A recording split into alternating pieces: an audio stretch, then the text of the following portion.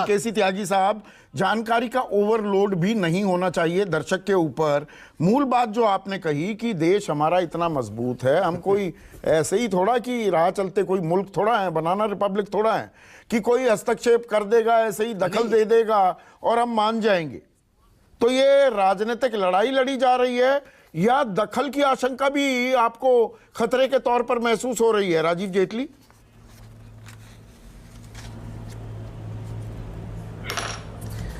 बिल्कुल नहीं। देखिए आप, मैंने इतनी ज्ञानवर्धक बातों को सुना, अभी त्यागी जी ने सुनाई, काटजू जी ने तो इंटरनेशनल डिप्लोमेसी भी बता दी कि कितने कितने प्रेरोगेटिव्स किस किस के पास रहते हैं, कौन से विशेषाधिकार किसके पास हैं, एजेंसीज के क्या काम होते हैं, राजनयिक के क्या काम होते हैं, डिप्लोमेट्स के क्या काम होते हैं, विदेश मंत्रालय के क्या काम होते हैं, उनके स्पोक्स पर्सन के क्या काम होते हैं। लेकिन जो मूल मुद्दा है जिसकी वजहों से आपने इस डिबेट को रखा है, उसके ऊपर आना वापस मुझे लगता है बहुत ज़रूरी है।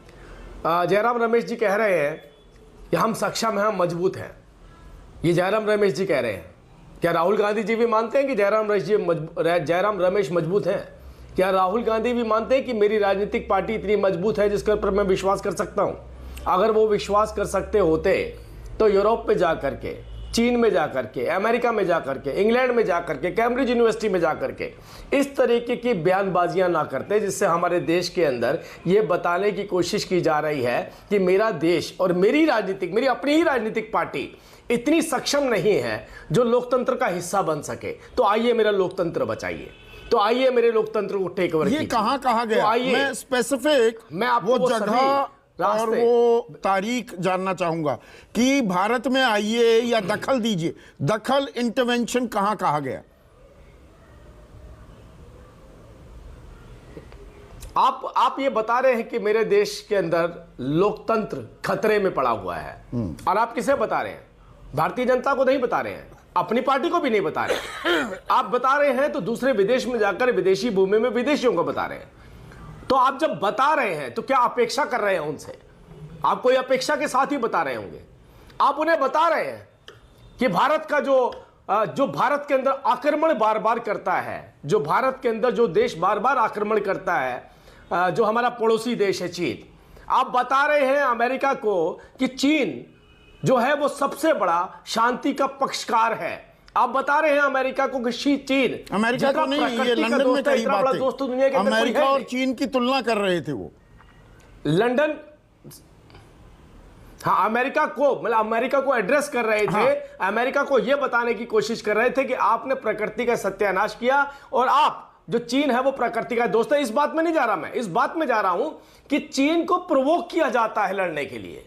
मतलब राहुल गांधी जी के नाना जी नेहरू जी ने चीन को प्रोवोक किया था। वो तो शांति का पक्षकार है, वो तो शांति चाहता है। नेहरू जी को क्या पड़ा था, इधर देश के अंदर अभी आजादी मिली थी, हमारे पास पूरी तरह से हथियार नहीं थे, हमारी सेना पूरी तरह से सक्षम नहीं थी। उन्होंने पता नहीं चीन को क्यों उकसा दिया और क्यों इन्वाइट कर लिया।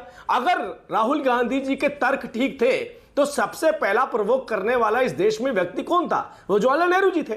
तो मैं मुद्दे की बात ये कह रहा हूं कि जिन्हें अपनी पार्टी के ऊपर विश्वास नहीं है, जिन्हें अपने नेताओं पर विश्वास नहीं है, जिन्हें बार बार ये लगता है कि विदेशी लोग आए हमारे देश के अंदर आके वो कहीं ना कहीं वो इंटरवीन करें। अभी जैसे आपने देखा निर्मला सीतारमण जी ने भी जो ट्वीट के अंदर बताया कि अनडिस्क्लोज्ड, अरे अब डिस्क्लोज तो करिए, आप क्या बात कर रहे हैं? देश हमारी बिहार यूनिट के साथ खड़ा था, देश हमारी जो हमारे सैनिक थे उनके साथ खड़ा था। उस वक्त पे भी राहुल गांधी जी किसके टेंट में बैठे थे?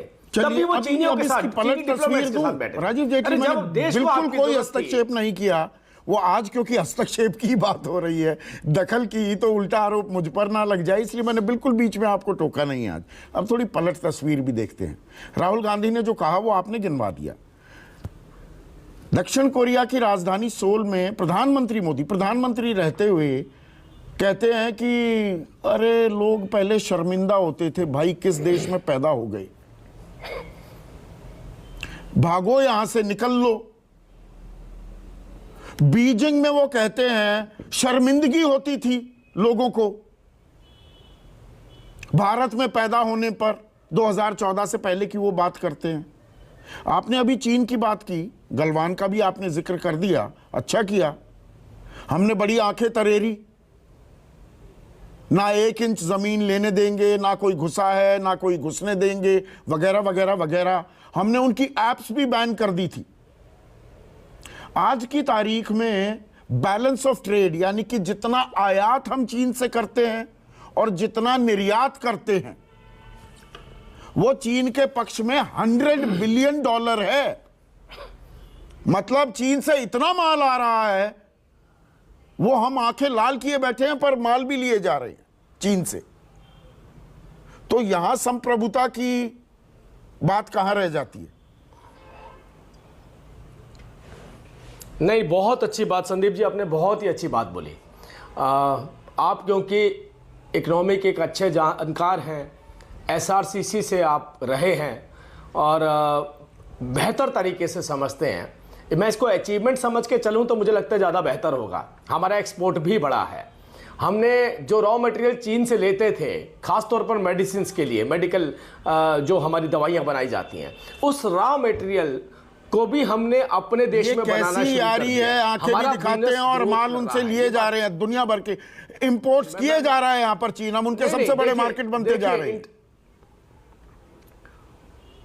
मैं कह रहा हूं, भारत बढ़ेगा तो केवल चीन नहीं, दुनिया के साथ वो अपनी अंडरस्टैंडिंग करेगा। वो ताइवान के साथ भी करेगा, वो सिंगापुर के साथ भी करेगा, दुनिया की सारी देशों के साथ उसका ट्रेड होगा। और हम तो चाहते हैं ट्रेड हो। ट्रेड का मतलब ये नहीं होता, ट्रेड का मतलब ये नहीं होता कि हम अपनी नाक उनके सामने रगड़ने लग पड़े। वो भी इस बात को लेकर के नहीं, इस बात को लेकर के नहीं कि हम आपके साथ बिजनेस कर रहे हैं, इस बात को लेकर के। अब राजनीतिक सवाल पर भी आता हूं। ये समस्या है। राजीव भाई, राजीव भाई, disgrace to the nation. Anurag Thakur कहते हैं, thank you Rahul Gandhi for inviting foreign powers for interference into India's internal matters.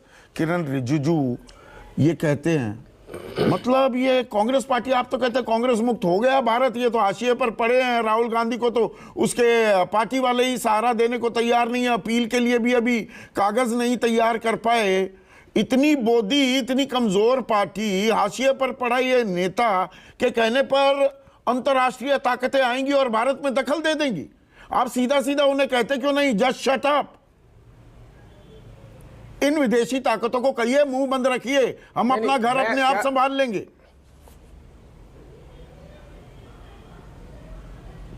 बिल्कुल ऐसा ही कहा गया है। कहां कहा गया? एसेंस ऑफ द डिबेट वो ये है। कहां कहा गया? यहां तो ये कहा जा रहा है, अरे देश की संप्रभुता पर खतरा हो गया। उनको बोलिए भैया चुप रहिए, कोई खतरा नहीं है, देशवासियों को बता दीजिए। नहीं, ये काम विदेश मंत्रालय के ऑफिशियल स्पोक्सपर्सन का है, ना कि भारतीय जनता पार्टी के किसी नेता या प्रवक्ता का है। और जिस तरीके से संदेश उन देशों को देना है, हम तो उसको प्रॉपर चैनल से देंगे। क्योंकि जिस बात को हमने कोट किया है, जैसा अभी काटजू साहब ने भी बताया, जिस बात को हमने कोट किया है वो official statement of the government of Germany है। वो उनके ऑफिशियल स्पोक्सपर्सन की स्टेटमेंट है।